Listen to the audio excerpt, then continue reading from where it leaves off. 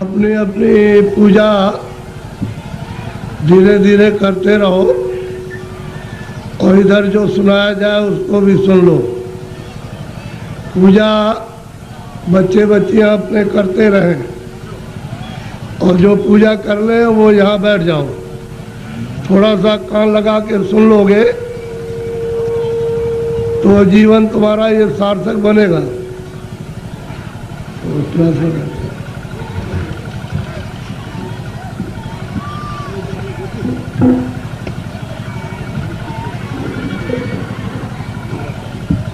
दूर कीजिए, दूर।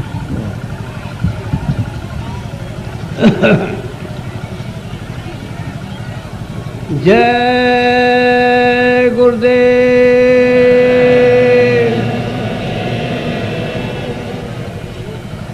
जय गुरुदेव,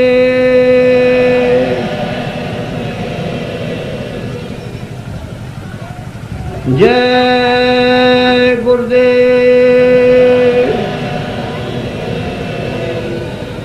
जय गुरुदेव। नाम किसका? जय गुरुदेव। नाम किसका? जय गुरुदेव। नाम किसका?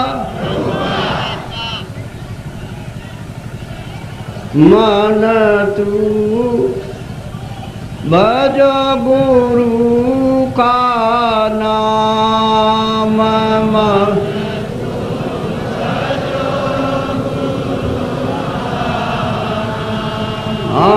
मैं मन तू भजो गुरु का नाम।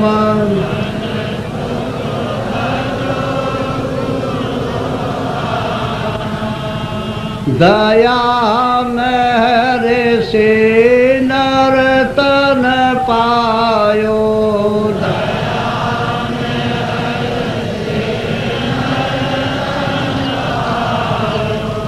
मति करना अभिमान,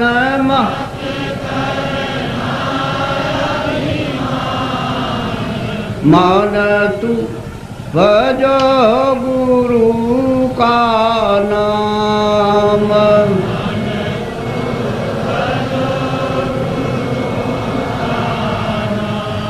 एक दिन खाली पड़ा रहेगा,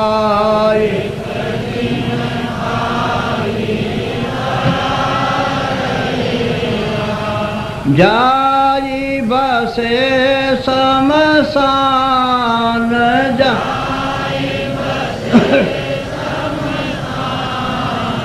मन तू भजो गुरु का नाम।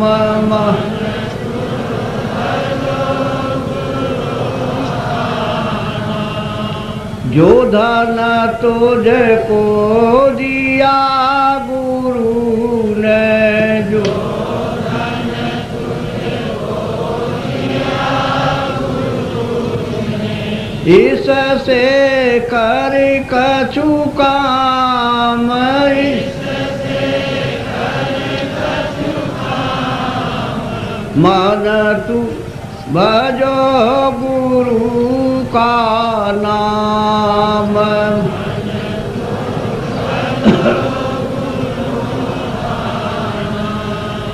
अंत समय यो ही लौट जाएगा,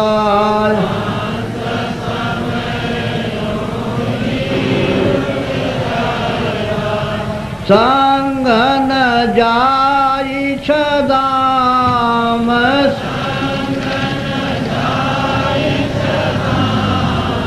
मन तू भजो गुरु का नाम।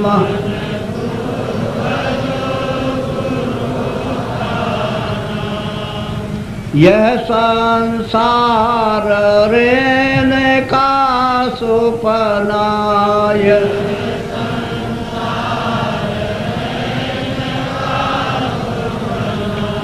आई किया विश्राम,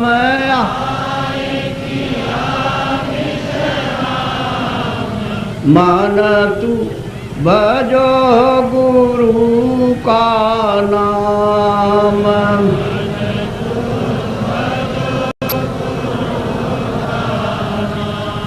चारे देना के संगी सब है,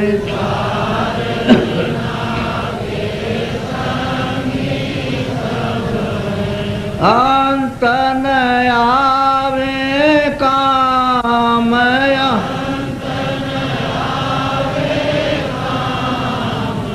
मन तू भजो गुरु का नाम।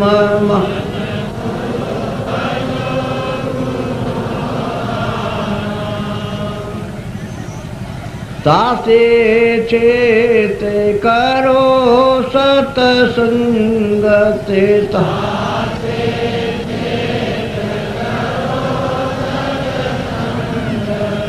भजन करो आठो याम,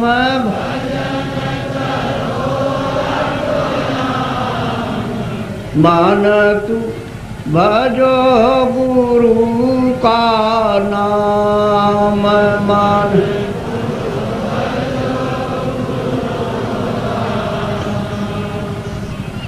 यही भजन तेरे संग चलेगा,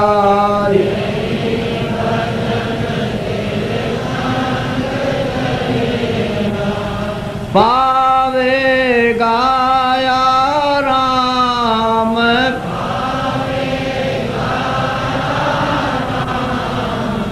मान तू भजो गुरु का नाम।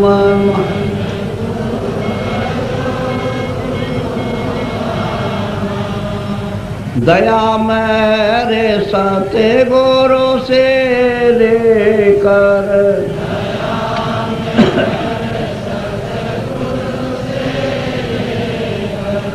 चढ़ो तिरकुटी धाम,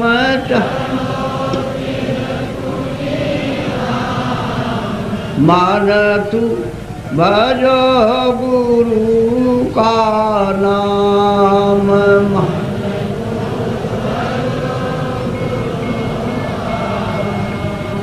काल कर्म से बंधन छूटेगा,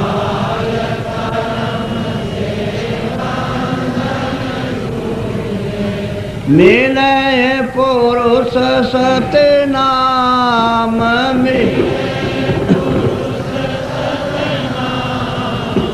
मान तू भजो गुरु का नाम।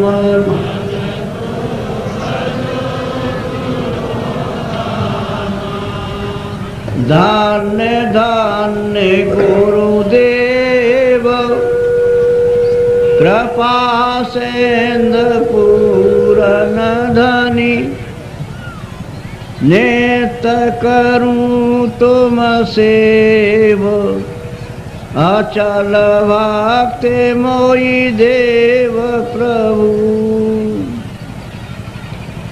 दीन अधीन अनाथ, हाथ गहा तुम आन कर,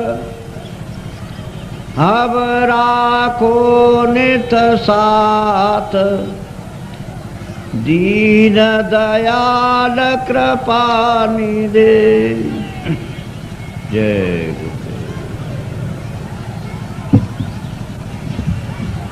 नर नारियों, ये समय बड़े सौभाग्य से कभी कभी किसी को मिलता है, नहीं तो जीवन तो आपका अंधेरे में अज्ञान में व्यतीत हो रहा। दिन में काम करते हो और शाम को घर में बाल बच्चों की सेवा करके सो जाते हो। इतना ही आपका काम और दिन रात का है। इसके आगे ये नहीं सोचना कि मैं कहाँ से आया हूँ और मैं कहाँ जाऊँगा। ये आपको मालूम नहीं होता है कि ये मनुष्य शरीर कितना अमूलक है और ये बार बार नहीं मिलेगा। ये आपको किसी ने नहीं बताया कि इस मनुष्य शरीर का असली काम, असली उद्देश्य है, किस काम के लिए आपको यहाँ मृतलोक में ये दिया गया है। इसको सब लोग बस इस झगड़े झंझट में, खाने पीने में, उठने बैठने में, लड़ाई झगड़े में, इसमें सब बिता देते हो। रात को भी वही संकल्प देखते हो और दिन को भी वही देखते हो। ना आपके हाथ में रात का पड़ेगा और ना आपके हाथ में दिन का पड़ेगा। ये मनुष्य शरीर थोड़े दिन के लिए उसने आपको मालिक ने दिया और ये कहा कि देखो मेरा ये मनुष्य शरीर दिया हुआ ये साफ सुथरा है और तुम इसमें बैठकर अपनी जीवात्मा का कल्याण, अपनी जीवात्मा को भगवान के पास में पहुंचा दो। हमारे मकान को गंदा मत करना, मैं तुमको किराए पर देता हूँ, भाड़े पर थोड़े दिन के लिए, समय पूरा होते ही मैं आ जाऊँगा और तुमको मकान से बाहर निकाल कर और मैं अपना मकान ले लूँगा। उसने ये कहा मेरे मकान में गंदगी मत जमा करना। तो आपने उसके अमोलक मकान को जो आपको दिया गया है उसमें कूड़ा कचरा, पाप और पुण्य, अच्छा और बुरा आपने इसमें भर लिया। अब श्वासों की पूंजी खत्म हो रही है तो वो आने वाला है और सामने खड़ा हो गया कि मकान को खाली कर दो। अभी आप क्या करोगे? उसके सामने होश उड़ जाएगा, आंखें बंद हो जाएंगी, कान बंद हो जाएंगे, जबान आपके मतलब ये वो भी बंद हो जाएगी, बुद्धि जो है वो पागल हो जाएगी, कहेगा निकलो मकान। पहचानना भी बंद, सुनना भी बंद, बोलना भी बंद, समझना भी बंद, और मनुष्य रूपी इस किराए के मकान से जीवात्मा को निकाल करके बाहर करेगा। फिर तुमको ले जाएगा और वहाँ पर हिसाब करेगा कि तुमने कितना पाप किया और कितना पुण्य किया। उसी कर्म के आधार पर तुमको पशु में, पंछी में, कीड़ों में जाकर के बंद कर देगा। फिर ये मनुष्य शरीर आपको नहीं मिलेगा। ये अमोलक उसने आपको ये निधि दी है। हमको ये चाहिए कि इसमें जीवात्मा बैठी उसको जगाया जाए। तो आप किसी से रास्ता पूछते नहीं हो, भाई किस रास्ते से भगवान देखा जाएगा, किस रास्ते से मिल जाएगा। कोई रास्ता है मनुष्य रूपी मंदिर में? तो सबके पास भगवान के पहुंचने का रास्ता मनुष्य रूपी मंदिर में, कहीं बाहर नहीं है कि तुम पूरब में जाओ, पश्चिम में जाओ, उत्तर में जाओ। तुम्हारे मनुष्य मकान में उसके पाने का, देखने का, दर्शन का और जीव को यानी मतलब ये है कि पार करने का इसी से रास्ता। तो तुम किसी जानकार के पास जाते हो, उससे पूछते कि भाई भगवान के मिलने का कोई रास्ता है, तो वो बता देता आपको और फिर कहता कि देखो ये रास्ता है, इससे चलो। तो देवी और देवता और भगवान और ब्रह्मा और विष्णु महादेव और ईश्वर और ब्रह्म सब मिल जाएंगे। तो आप तो दिन भर इस काम में लगे रहते हो। दिन गया धंधे में, रात गई सोई। हीरा जलम अमोल था, कौड़ी बदले जाए। क्या आपने कर दिया मनुष्य शरीर पाकर? क्योंकि ये तो अमोलक मनुष्य शरीर है। सारे संसार की दौलत को एक जगह रख दिया जाए और इसकी आरती की जाए कि हमको फिर से मनुष्य शरीर ये खड़ा कर दो, दे दो, इसमें जीवात्मा को वापस ले आओ, तो ये धन दौलत नहीं कुछ कर सकता। ऐसा आपको सबको अमोलक मनुष्य शरीर दिया गया, चाहे किसी भी जात का हो, ब्राह्मण हो, क्षत्रिय हो, अर्जन हो, मुसलमान, ईसाई हो। भगवान के पाने का सबको ये अवसर दिया। आप कहोगे हमको भगवान के पाने का अवसर नहीं मिला, तो इससे बढ़कर के और क्या मिलेगा। अब आपको इसमें बैठकर किसी महात्मा की खोज करना है जो भगवान को पा चुका।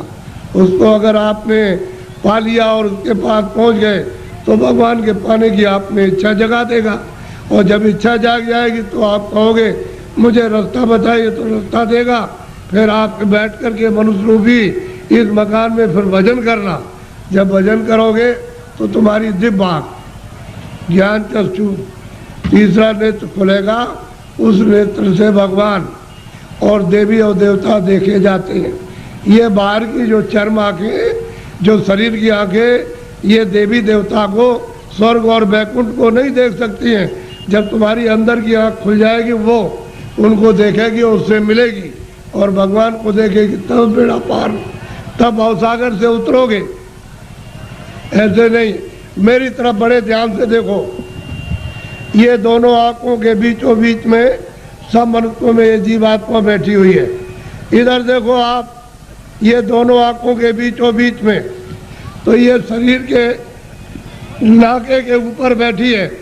उधर में स्वर्ग का नाका, इधर मनुष्य शरीर का नाका। तो जो आपको यहाँ बैठाया था और आपसे ये कहा था कि जिसको पकड़ के आए उसको छोड़ना नहीं, तो आप सुख सुविधा में लग गए और ये संसार के ये काम ये करने लगे, ये देखने लगे, सुनने लगे और इन पर्दों को ये कहने लगे ये मेरा है, ये बच्चा मेरा है, खेती मेरी है, पेड़ मेरा और ये मेरा और ये मेरा। तो इस लोभ लालच में, मोह ममता में फंस गए, तो अंदर में मैल जमा हो गया। तो अंदर की तुम्हारी जो जीवात्मा की आँख थी एक, वो तो हो गई बंद, अब देखना बंद हो गया और सुनना बंद हो गया। तो दो आंखें तुम्हारी शरीर में और एक जीवात्मा में, तीन आँख हो गई। तीन तुम किताबों में देखो, उसमें लिखा हुआ है कि महात्माओं के पास जाओगे तब तीसरी आँख तुमको मिलेगी, और बिना महात्माओं के गए हुए तीसरी आँख नहीं। और तीसरी आँख से स्वर्ग मिलेगा, वैकुंठ मिलेगा, ईश्वर का दर्शन होगा। इन चर्म आँखों से देवी देवताओं को आप नहीं देख सकते हो। फिर उन्होंने कहा कि भाई देखो ये जीवात्मा बैठी है, उसमें एक कान है और शरीर में दो कान, तो बाहर के कान बाहर की आवाज़ सुन दे और जीवात्मा का कान भगवान की आवाज़ को सुनेगा। तो तुम्हारे घट घट में, मनुष्य रूपी मकान में घंटे और घड़ियाल, आरती, पूजा 2400 घंटे हो रही है। तुमने कभी अपनी जीवात्मा से उसको सुना और देखा? सो रहे हो, ऐसे ही चले जाओगे।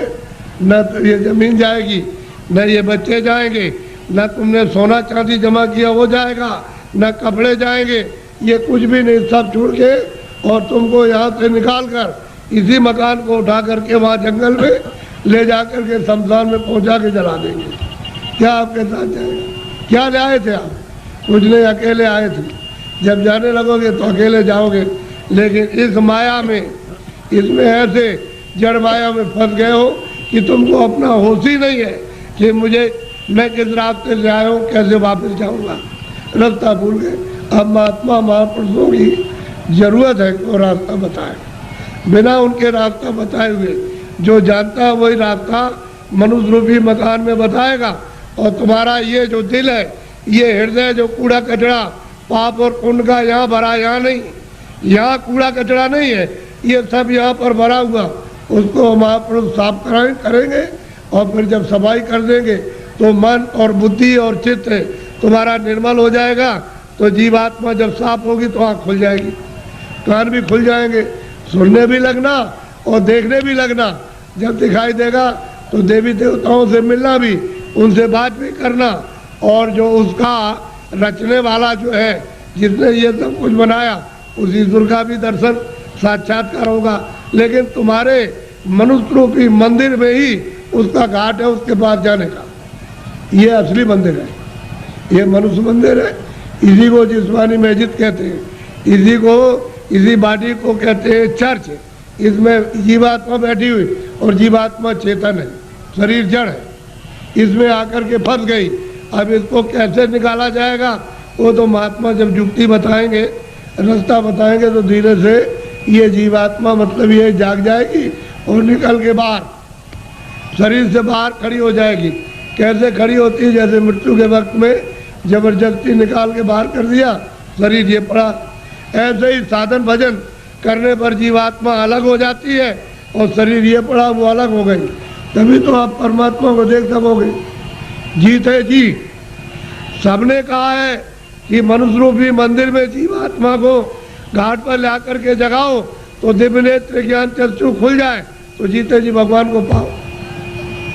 अरे भाई, मीरा ने जीते जी पाया, तुलसीदास ने जीते जी पाया, रैदास जी ने जीते पाया। जब कलयुग में इन लोगों ने जीते जी बहुत महात्मा महापुरुषों ने और सेवकों ने प्राप्त कर लिया, वैसे आप भी कर सकते हो। लेकिन कोई महापुरुष प्राप्त करने वाला मिलना चाहिए। वो नहीं मिलेगा तो जीवन अपना ऐसे ही चला जाएगा। ये जो आप कर्म करते हो ये इंद्रियों का बाहर का कर्म है, जड़। तो जड़ कर्म से जड़ चीज मिलेगी। जड़ कर्म करोगे, इंद्रिया जड़ है, आँख भी जड़ है, कान भी जड़ है, मुख भी जड़ है, हाथ भी जड़ है, पैर भी जड़, ये सारा शरीर जड़ और ये सब सामान जड़ है। तो तुमने जड़ की पूजा, जड़ की प्रार्थना, जड़ का काम और जड़ के कपड़े और जड़ का जल और जड़ की अग्नि, जड़ की वायु, ये सब जड़ का, तो आप इसमें फंस जाओगे तो आपको जड़ चीज मिल जाएगी। और इस जीवात्मा को जब जगा लोगे मनुष्य मंदिर में तो फिर आपको चेतन मिलेगा। जीवात्मा चेतन है, चेतन का चेतन से भजन करोगे तो चेतन मिल जाएगा। ये जड़ है, शरीर जड़ और ये सब साधन सामान जड़। तो आप लोग इसमें उलझ गए और फंस गए। लेकिन ये पूजा जो सच्ची है, आत्म पूजा, परमात्म पूजा, ये आत्मा की और देव पूजा, वो तो आप नहीं कर पाते हो। वो तो मनुष्य रूपी मंदिर से उसका रास्ता है, तब आपको मंदिर मिलेगा। वो तो चमकता है मंदिर, वो तो रोशन मंदिर है। वहाँ तो अंधेरा होता नहीं है, वहाँ तो बिजली जलती नहीं है, सूरज निकलता नहीं है, वहाँ मतलब वहाँ रात्रि होती नहीं है, इस तरह के पाप और पुण्य नहीं। ऐसे मंदिर में पहुंचकर अपनी जीवात्मा से मनुष्य रूपी मंदिर में उसकी पूजा करो, सच्ची चेतन पूजा, तो जीव कल्याण हो जाए सदा के लिए, ये मुक्त हो जाए, छुटकारा पा जाए।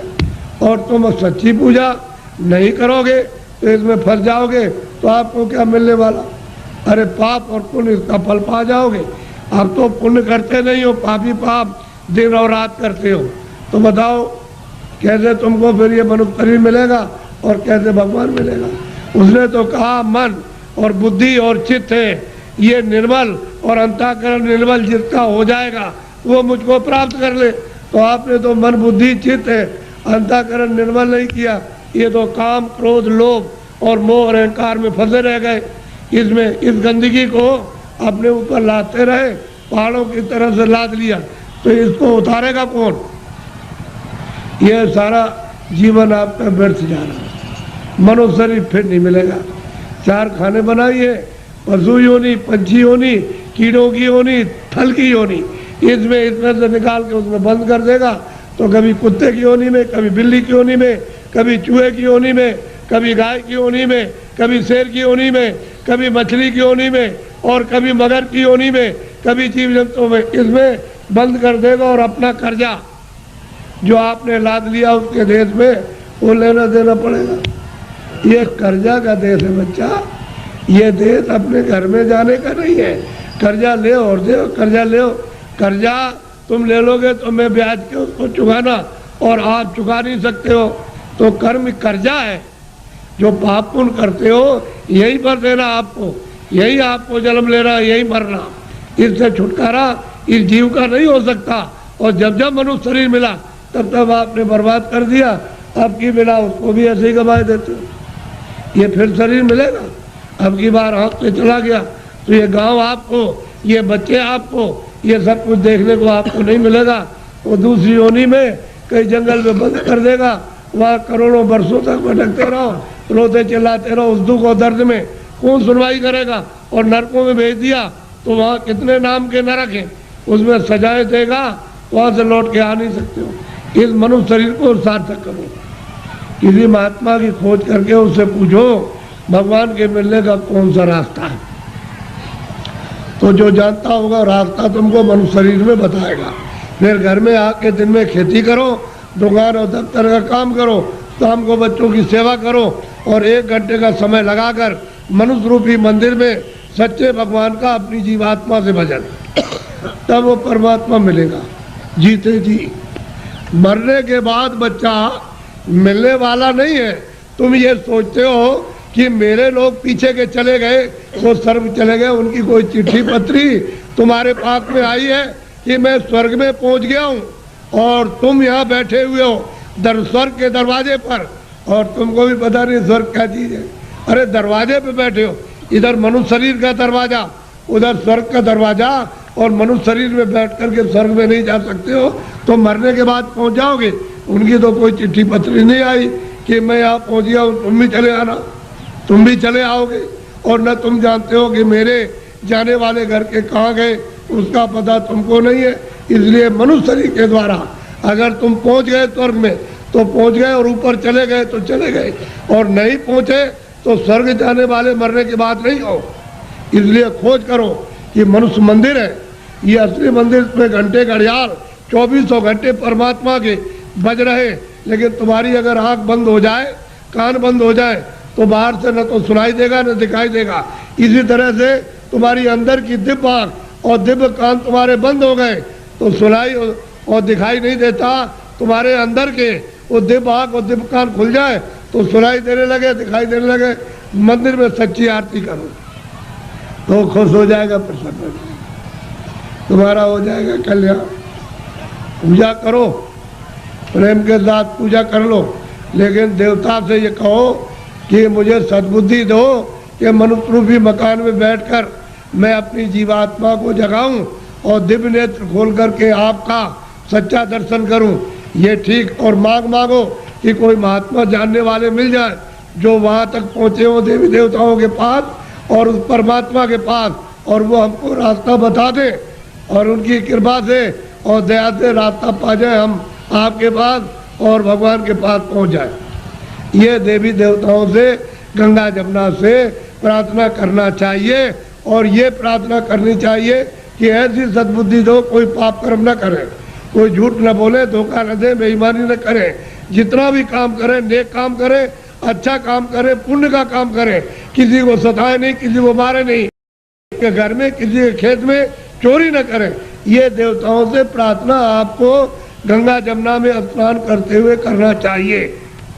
अब आपको एक मोटी बात बताएं, आपको सबके सब यहाँ खासकार आए हुए। एक महात्मा जी जंगल में चले गए, खेत पकने वाले थे, ये गेहूं और ये सब चना और जो पकने वाली थी, तो पेड़ के नीचे बैठ गए। किसी गांव के लोगों ने देखा कि ये कौन बैठा, तो गांव में खबर दी, गांव के लोग चल करके आए कि भाई आप कौन है, कि भाई हम तो हिसाब करता है। क्या हिसाब करने के लिए आए कि मुझे किसको चना देना, किसको गेहूं देना, किसको अरहर देना है और किसको कितना मटर देना, ये हम फसल लिखने के लिए आए।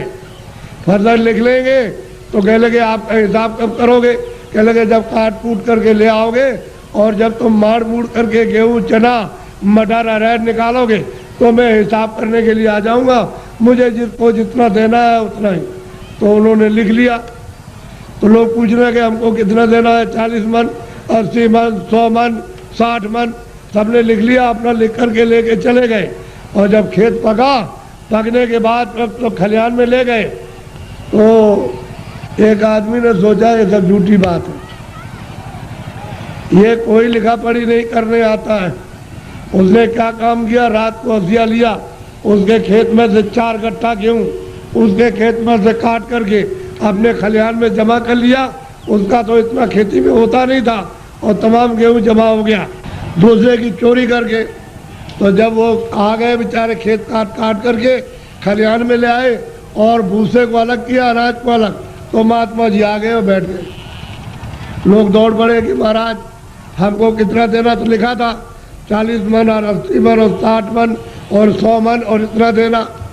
चोर चोरी कर ले आया था, वो आया, कह लगे महाराज हमको कितना देना है, कि तुमको 25 मन। कह लगे तोल लीजिए। तो जब तोला गया तो किसी का 25 मन, ज़्यादा एक दाना नहीं, 60 मन, किसी का 40 मन, किसी का 100 मन, सबका जितना जितना लिख लिया था सबका। चोर बोला अरे महाराज ये मेरे कांटे लगे, मैं रात को कांटों में जंगल में गया तो बमूल के कांटे, बेरियों के कांटे, खून निकल आया, ये पैर फट गए, और मैं उसके खेत में से काट करके ले आया। उधर से जौ काटी, मटर काटी, अरहर गेहूं काटा, वो किधर चला गया। अरे कह लगे बच्चा ये मेरे पैर में भी ये कांटे लग गए, ये देखिए लगे हुए कांटे। कह लगे आप क्या करते रहे, कह लगे तू काट कर ले आता था, वहाँ जमा करता था, और मैं यहाँ से जब चला जाता था घर में तो गट्ठा उठा करके उसमें खेत में पहुँचाया करता था। मुझे देना उतना ही है जितना तेरे हिसाब में, और तूने जो ये चोरी की है, ये कांटे तेरे लगे और तकलीफ हो रही है तो तेरी सजा और चोरी की सजा अलग मिलेगी। वो जो तुमने चोरी की है उसकी सजा अलग, और ये कांटे लगे खून निकल आ इसकी सजा। तो कहने का मतलब ये है तुम मन का धन कितना भी खेत काट कर जमीन लेकर ये करके चोरी करके डकैती डालकर रात को छीन करके कितना भी अपना धन घर में ले आओ, लेकिन वो जो हिसाब करता जो कर रहा वो बैठा हुआ है, वो सब उसके पहुंचा देगा। आपको कुछ मालूम रहेगा, आपको नहीं। हमने चोरों से पूछा भाई कितना तुमने चोरी की होगी, हमारे पास चोर भी आते साहब कह देते हमने चोरी की, तो कितना कह लगे 1 पैसा नहीं रहा, सब चला गया। डकैत आए, डकैत से पूछा भाई तुमने डकैती डाली तो कितना जीवन में तुमने लूटा होगा, कह लगे कई करोड़ का, किधर गया, कह लगे 1 पैसा नहीं, हमारा घर का चला गया। घर का गया।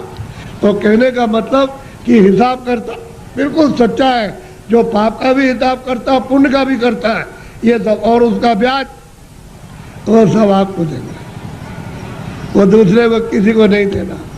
इसलिए ये मनुष्य शरीर अनमोल है, ये बार बार नहीं मिलता। आपकी बार परमात्मा को प्राप्त करने के लिए इस जीवात्मा को इस जड़ से इस शरीर से निकालने के लिए आपको ये दिया गया, और उसने कह दिया है कि मैंने तुमको साफ सुथरा मकान दिया है, जैसा हमने दिया वैसे हमको दे देना।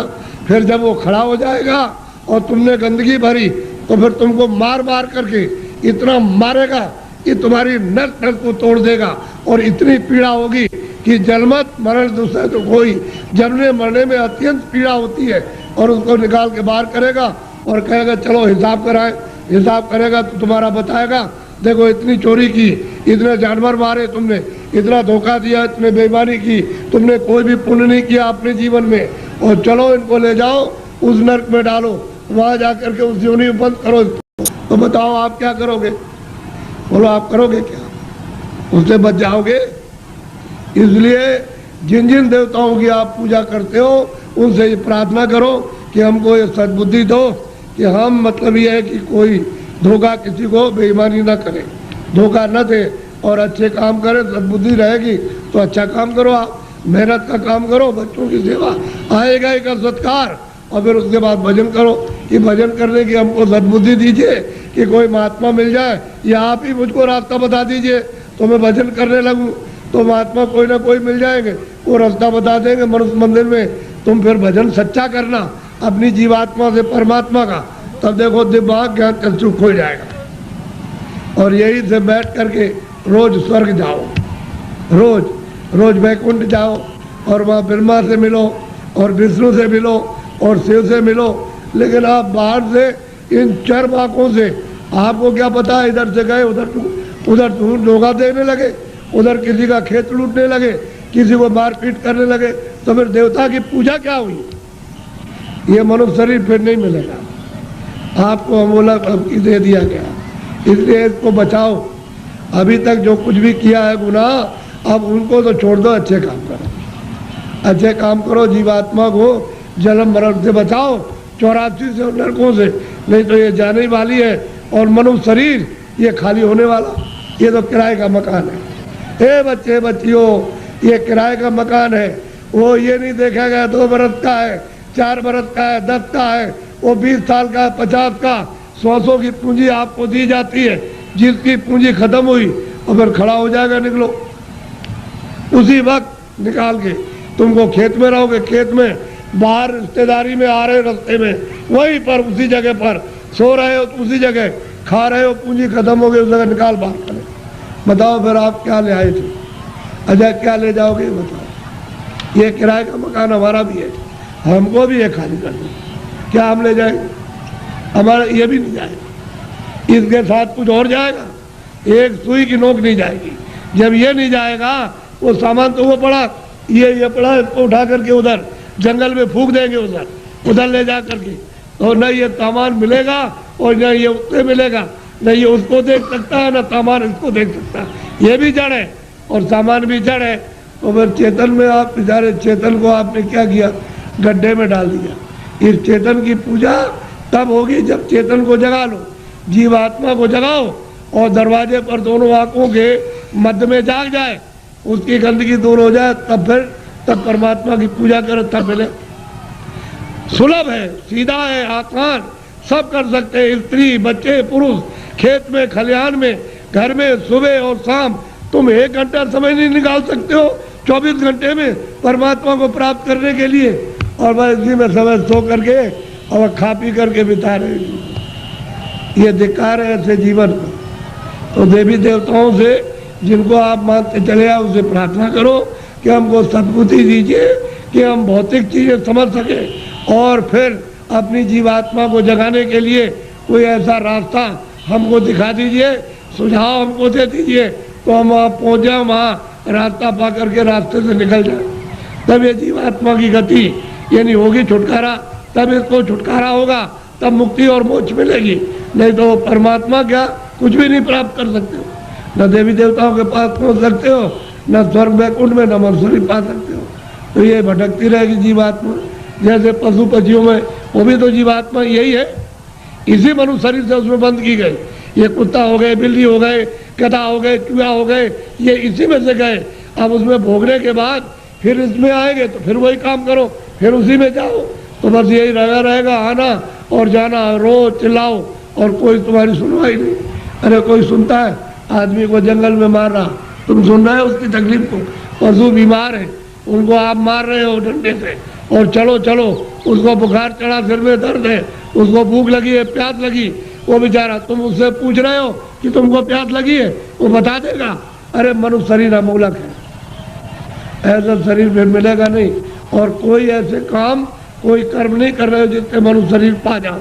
जो भी कर्म करते हो मनुष्य शरीर से नीचे जाने के, चारों खानों में जाने के और नरकों में जाने के काम कर रहे हो, तब आपको उस समय पर कोई बचाएगा नहीं।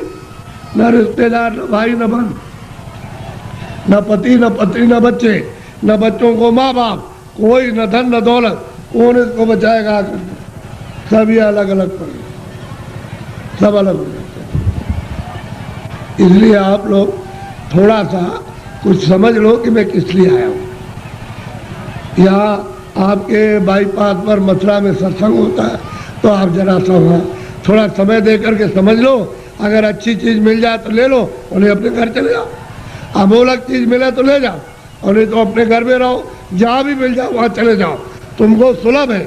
मैं आपको ये सलाह दूंगा कि जहाँ भी उस परमात्मा को प्राप्त करने वाले महात्मा इस मनुष्य रूपी मंदिर में मिल जाए वही चले जाइए। तो ये खड़ेर हो गया है, ये मंदिर, ये मनुष्य मंदिर खड़ेर है, इसमें सब बुरी बुरी चीज़ें भरी है, और उनके द्वारा ये निकल जाएगा तो साफ सुथरा, बड़ा सुंदर, बड़ा अच्छा लगेगा उस समय पर। और जीवात्मा जाग जाएगी तो जगमग जगमग जगमग बजा, अंधेरे का नाम नहीं रहेगा, बाहर भी उजाला, अंदर भी उजाला। तब आपकी समझ में आएगा ये संसार क्या है। नहीं भूल भुलैया है, ये छाया, क्षमा करना, ये छाया से लड़के छाया, स्त्री छाया, पति छाया, ये मकान छाया, जमीन छाया, ये पशु छाया, छाया, इसमें से जीवात्मा निकाल दी तो ये पड़ा हुआ क्या करोगे? छाया का रो रहे हो, मेरा बच्चा, मेरा पति, मेरी पत्नी, मेरा माँ, मेरी अरे छाया किसके लिए होते? छाया के लिए। उस जीवात्मा के लिए रोए, उसके लिए सोचा कि इसके अंदर कौन है। अरे भाई मन नहीं, बुद्धि नहीं है, चित्त नहीं, शरीर नहीं, हाथ नहीं, पैर नहीं, आँख नहीं, अरे वो जीवात्मा क्या चीज़ है जो इसमें से निकाल के अलग कर दी? शरीर तो ये पड़ा है, आँख भी है, कान भी, बोलता नहीं, सुनता नहीं, देखता नहीं, हाथ नहीं हिलाता, और तुम मतलब ये है कि इसमें माया की छाया में पड़े हो, मेरी मेरी आय मेरी, ऐसे चले जाओगे आया करते, और कुछ मिलने जुलने वाला नहीं है। इसलिए महात्माओं का सत्संग जरूर सुनो। वो ये नहीं कहते पूजा करो आप देखो, लेकिन उनसे प्रार्थना करो हमको सद्बुद्धि दो, सद विचार दो हमको, और हमको अच्छे कर्म का रास्ता मिले।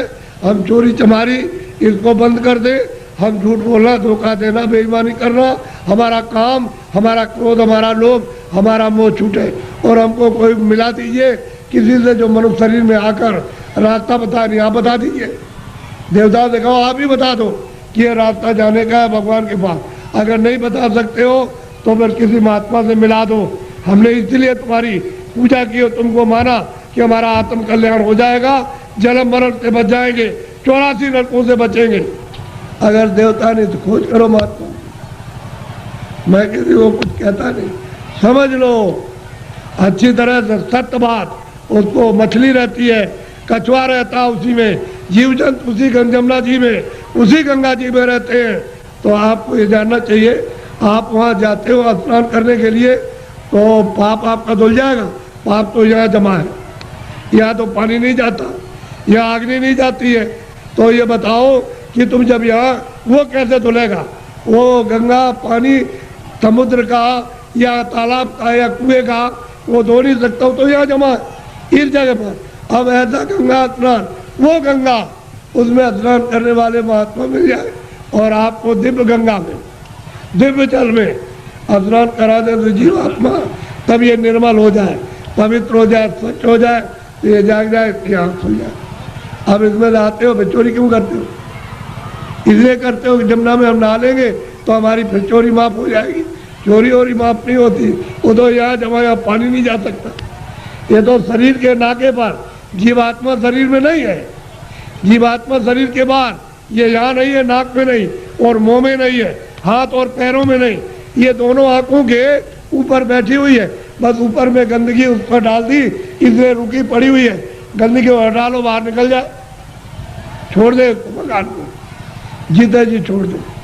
इसलिए आप लोग थोड़ा सा अपना कभी कभी समय, जब ये सुना करो कि यहाँ बहुत भीड़ लग रही है और बहुत लोग आ रहे हैं, तो जरा से चले आए और सुन लिया और देखो आकर के कि मैं कैसी पूजा आपको देवताओं की, और फिर उन देवताओं को देखो कैसे आप देखते हो उनको अपनी आंखों से, तब तुम्हारी समझ में आएगा।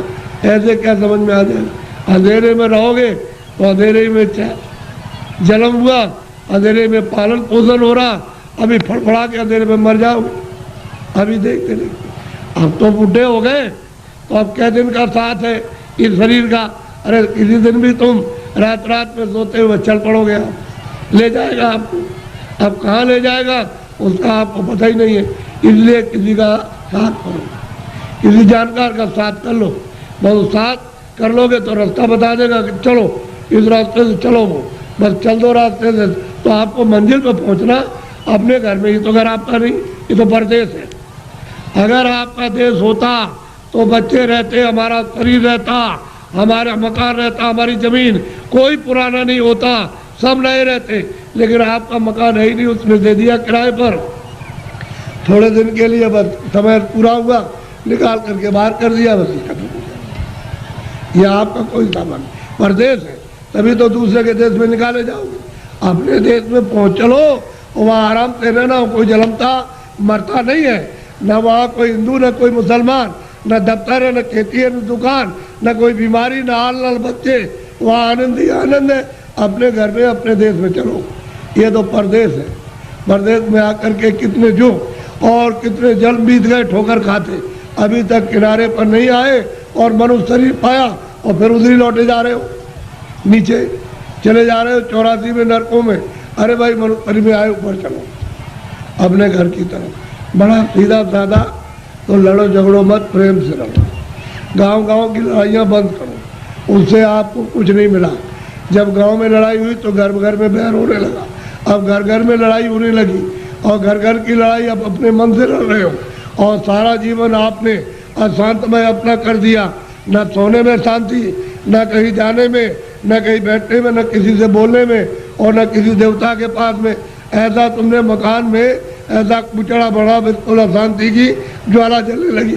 तो लड़ाई झगड़ा बंद करो, मारपीट बंद कर दो, आपस में घर में प्रेम से रहो। सब लोग भाई बहन, बच्चे बच्चे सब प्रेम से, अगल बगल में प्रेम से रहो।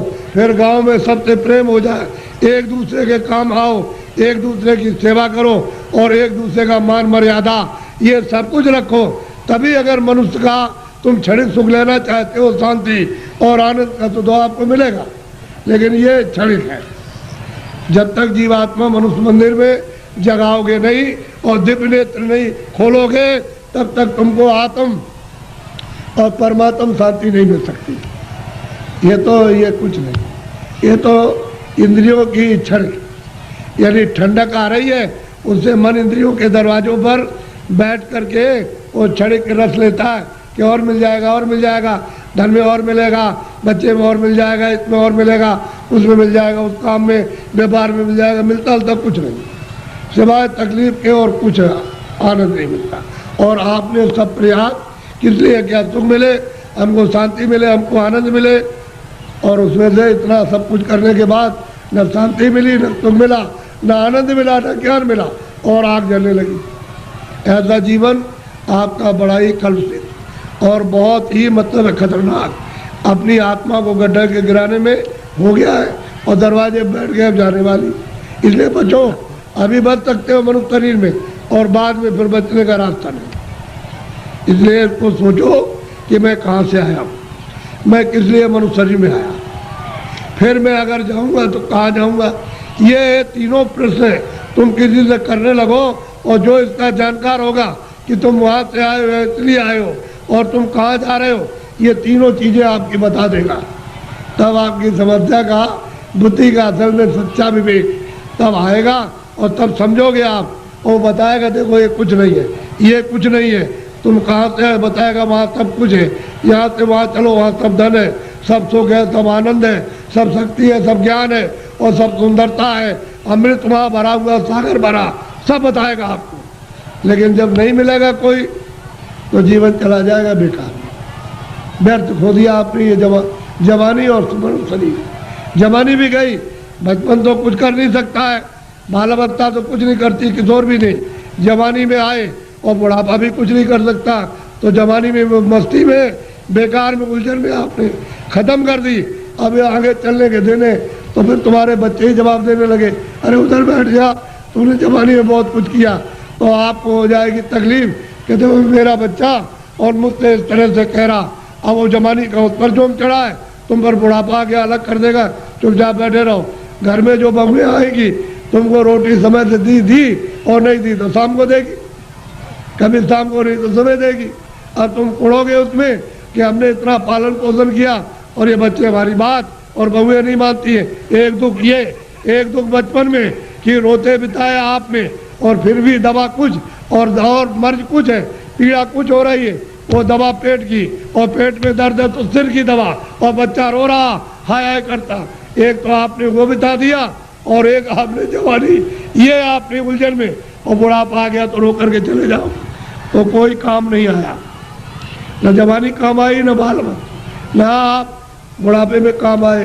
तो जीवात्मा का काम तो आपने कुछ नहीं किया, ये इंद्रियों का काम किया। और इंद्रियां क्या है, अब जीर्ण हो गई, पुरानी हो गई, आँख नहीं काम करती है, और कान नहीं काम करते हैं, मुँह नहीं काम करता। अब रो रहे हो, चिल्ला रहे हो, तुम ऐसा मत करो, प्रेम के साथ सब लोग रहो, और ये समझो हम किस लिए आए।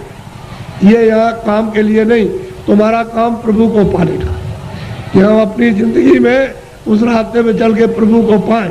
असली काम तो तुम्हारा ये था, और उसको छोड़ करके आप इस झगड़े में फंस गए, चलो इसको इकट्ठा किया जाए और इससे सब मिल जाएगा।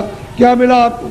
जिनके पास वो रो रहे, जिनके पास करोड़ों, जिनके पास अरबों, वो रो रहे, चिल्ला रहे, और कहते हैं कि हमको दवा हमको दे दी। अरे भाई उससे तुमको सुख मिलता, आनंद मिलता, तो क्यों नहीं ले लिया? अरे वहाँ कुछ नहीं है। अब आप उधर जा रहे हो तो आपको क्या मिलेगा? ना आपको ना उनको, किसी को कुछ नहीं। दिन में काम करते हैं, शाम को बच्चों की सेवा अपना फर्ज अदा करते, और उसके बाद बैठ करके थोड़ा भजन करते मनुष्य मंदिर में, तो ये जीवात्मा सच्चे धन को प्राप्त करती। सच्चा जन मिलेगा नहीं, इसका कल्याण होगा, जीवन ऐसे ही चला जाएगा। तो मैं तो इसलिए चलाया कि हमारे गांव वासियों ने बहुत ही लोगों से कहा कि बाबा जी को ले आओ जरा, मैं दर्शन करूंगा। तो मैंने भी कहा चलो मैं भी दर्शन करूंगा, मेरी भी तो इच्छा दर्शन करने की है। अगर आपकी इच्छा हुई है दर्शन करने की, तो मेरी भी आपके दर्शन करने की इच्छा हुई। तो आदान प्रदान का दर्शन, दर्शन देना और दर्शन करना, इसी के बीच में, अरस परस के बीच में अगर कोई चीज़ मिल जाए तो उसको ले लेना चाहिए। कि भाई किसी के पास अमोलक चीज़ है और मिलती है जो सोने चांदी से बहुमूल है, वो अगर उससे मिल जाए तो आपको ले लेना चाहिए। इसी को कहते हैं दर्शन, दर्शन, दर्शन। तो आप देखने आए हो हमको, और हम आपको देखने आए, इसी के बीच में कुछ मिले तो ले लेना चाहिए।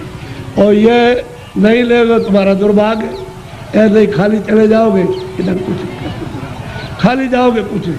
किराए का मकान ये खाली होगा, मेरा भी खाली होने वाला, बहुत तुम लोग, मेरा भी मकान खाली होने वाला। अरे ये खाली होने वाला, ये मेरा मकान नहीं है, ये तो जिसका वो अपना कहेगा कि ये मकान, और उसके मकान में काम कर लिया तो उससे कहेंगे आपकी बड़ी दया हो गई, ये मकान दे दिया, आपके मकान में बैठ करके काम किया, ये साफ सुथरा अपना मकान ले लीजिए, हिसाब ले लीजिए मकान, तो वो मकान खाली करना।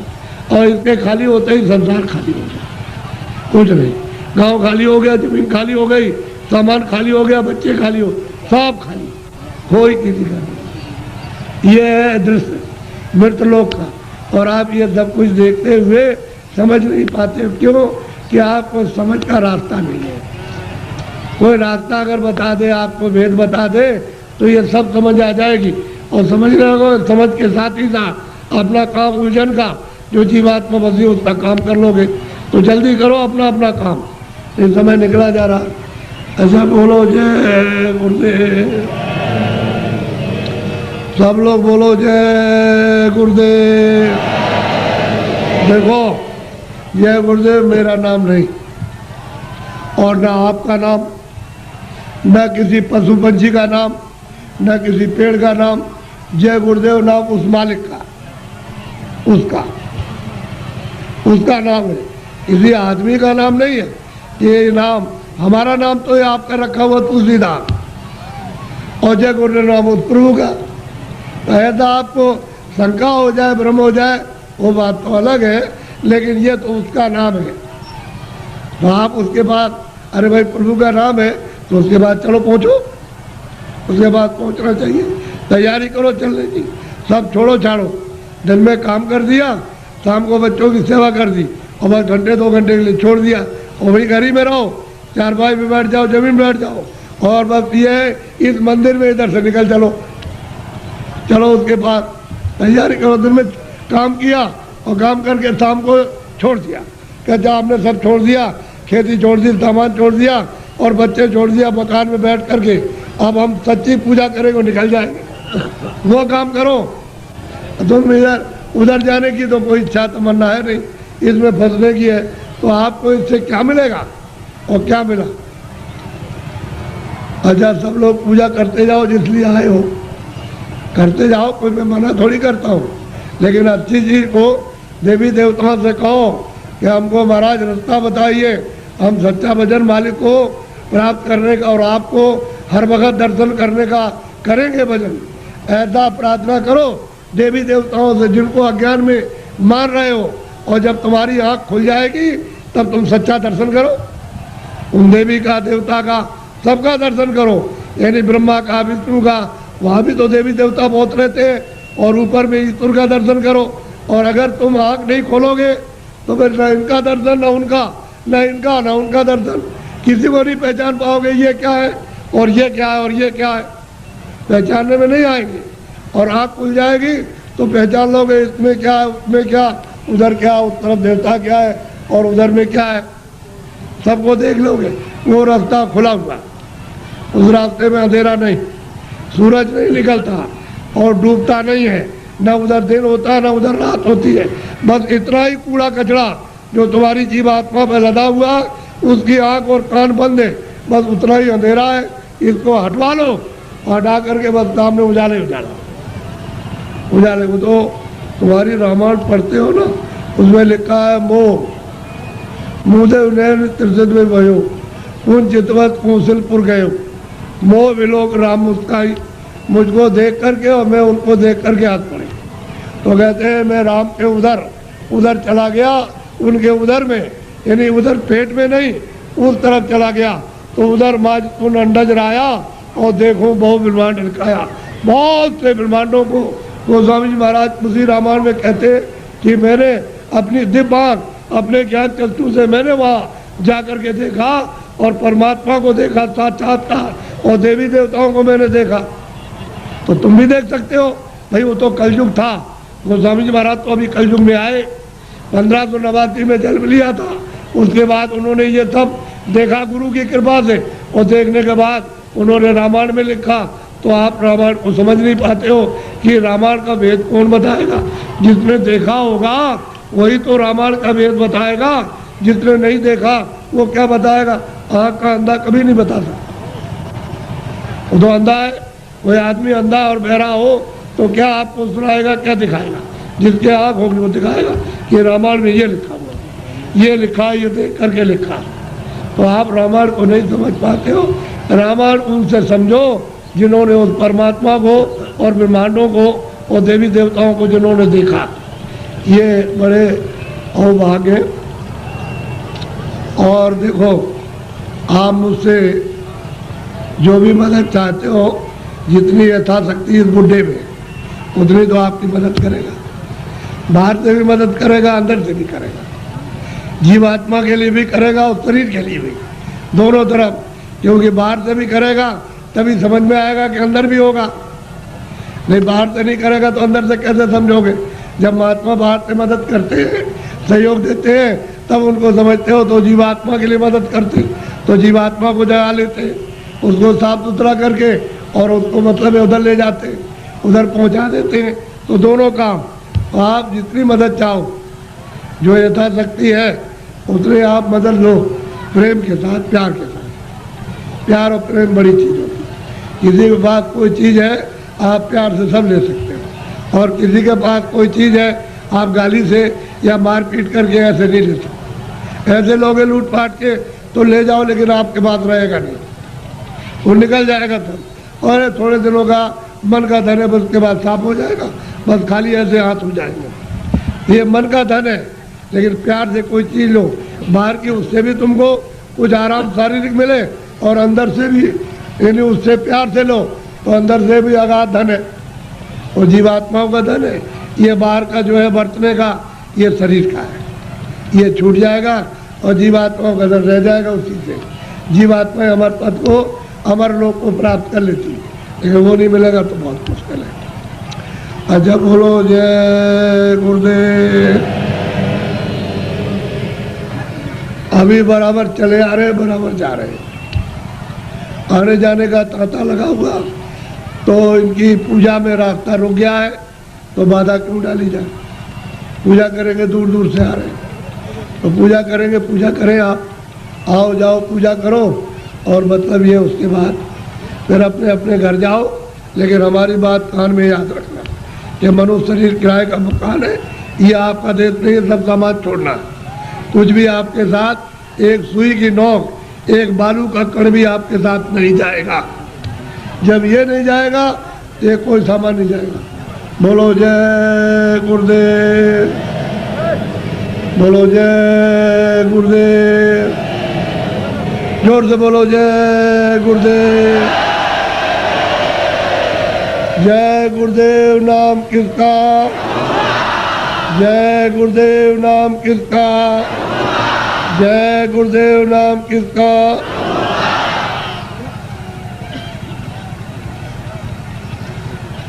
आप खड़े हो जाओ।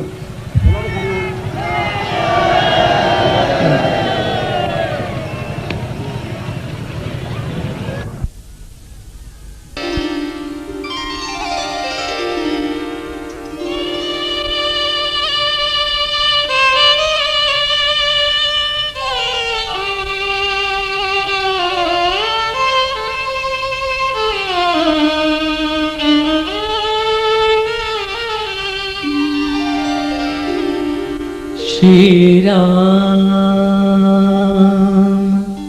श्री राम, श्री राम,